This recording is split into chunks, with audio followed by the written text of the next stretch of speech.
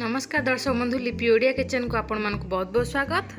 एबे बहुत जोर रे खरा और गरम भी होउची सेथिपाई मोटे भल रेसिपी नै के आछि जहार ना कि दही बूंदी जोटा को कि रायता भी कुहा जाए। खरा दिन दही बूंदी देह पाए बहुत उपकार होता है। बे चलंतु आमे बना स्टार्ट करिया। बना पूर्व वीडियो को लाइक और चैनल को सब्सक्राइब करनियंतु और नुवा वीडियो रो नोटिफिकेशन पाए पाए बेल आइकन प्रेस करंतु सांग मानन सहित शेयर करंतु। चलंतु बे बना स्टार्ट करिबा। दही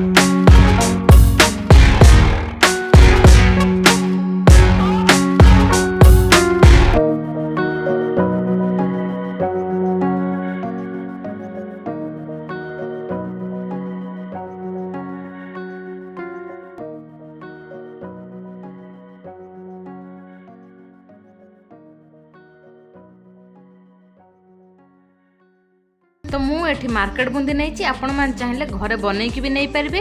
जदि न बनइबे मार्केट आराम से मिल जाव। साधा बूंदी मसला बूंदी दी प्रकार मिलूँ आपण मैंने आणिकी बनई पारे।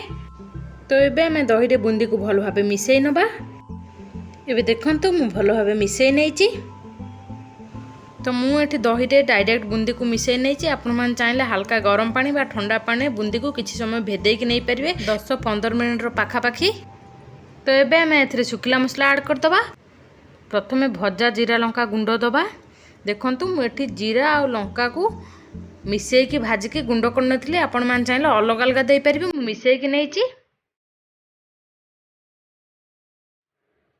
तापरे अध चामच पाखापाखी बीट लुण एठी मैं ऐड कर दूची। आपण माने स्वाद अनुसार दियंतु।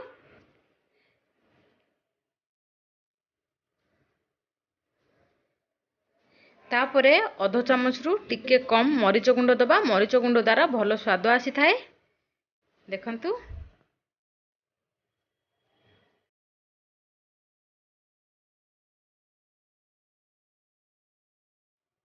तापरे एठी गोटे चामच पाखापाखी चीनी आमे दबा। चीनी द्वारा दही बूंदी रे खट्टा मीठा टेस्ट आसता है जहाँ द्वारा कि खाइबा पे बहुत टेस्टी लगी थाए।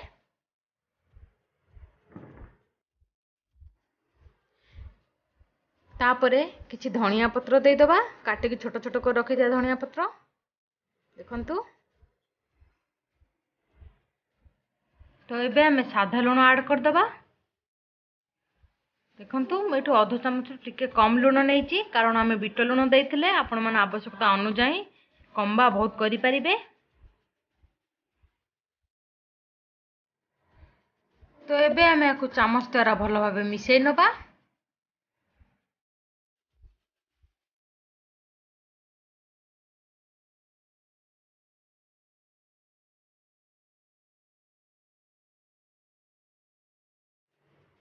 ତ ଏବେ ଦେଖନ୍ତୁ ଶୁଖିଲା ମସଲାକୁ ମୁଁ ଦହି ସହିତ ଭଲ ଭାବେ ମିଶାଇ ନେଇଛି। ତ ମୁଁ ଆପଣମାନଙ୍କୁ କହିଥିଲି ମୁଁ ଏଠି ବୁନ୍ଦି ଭେଦେଇକି ନେଇନି, ତେଣୁକରି ମୋତେ ଏଠି 15 ମିନିଟ୍ ପର୍ଯ୍ୟନ୍ତ ଘୋଡ଼େଇକି ଛାଡ଼ି ଦେବାକୁ ପଡ଼ିବ ବୁନ୍ଦି ଭେଦିବା ପାଇଁ। ତ ମୁଁ ଏଠି ଗୋଟେ ପ୍ଲେଟ୍ରେ କଭର୍ କରି ନେଉଛି। 15 ମିନିଟ୍ ପରେ ଆମେ ଚେକ୍ କରି ନେବା। ତ ଏବେ ଆମର 15 ମିନିଟ୍ ହେଇଯାଇଛି, ଆମେ କଭର୍ଟା ଚେକ୍ କରି ନେବା। ତ ଦେଖନ୍ତୁ ବୁନ୍ଦି ଏବେ ଆମର ଫୁଲି ଯାଇଛି। ଆମେ ଏବେ ତଡ଼କା ଦେଇଦେବା। ତ ଆପଣମାନେ ଚାହିଁଲେ ଏମିତି ବି ଖାଇପାରିବେ। ତ ତଡ଼କା ଦେବା ପାଇଁ ମୁଁ ଏଠି ଗ୍ୟାସ୍ ଅନ୍ କରି ଗୋଟେ ଛୋଟ କଢ଼େଇ ବସାଇ ନେଇଛି। ଆମେ ତାକୁ ଗରମ ହେବା ପାଇଁ ଛାଡ଼ିଦେବା।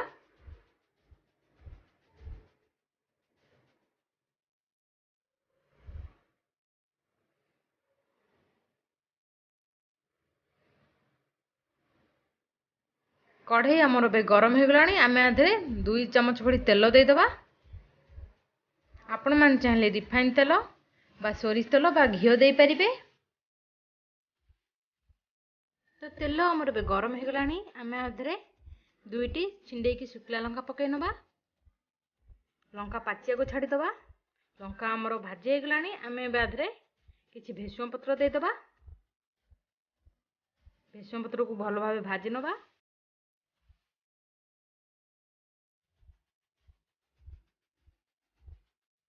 ଭେସୁଙ୍ଗା ପତ୍ର ଆମର ଭାଜି ହୋଇଗଲାଣି। ଏବେ ଆମେ କିଛି ଜିରା ଦେଇଦେବା।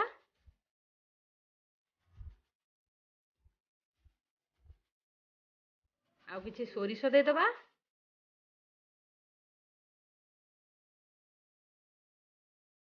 ଆକୁ ଭଲ ଭାବେ ଫୁଟିବା ପାଇଁ ଛାଡ଼ିଦେବା।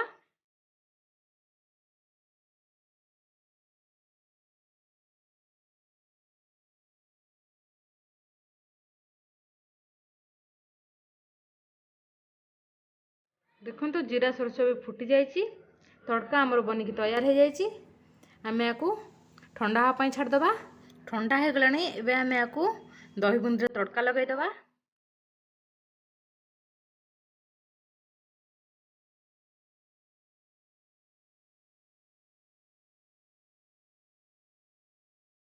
ଦେଖନ୍ତୁ ମୁଁ ଏବେ ଦହି ବୁନ୍ଦିରେ ୟାକୁ ଦେଇଦେଇଛି।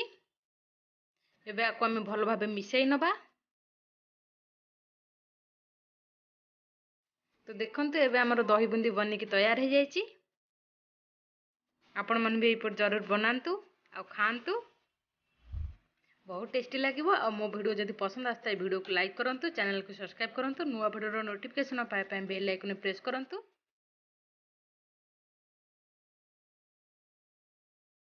ରହୁଛି, ନମସ୍କାର।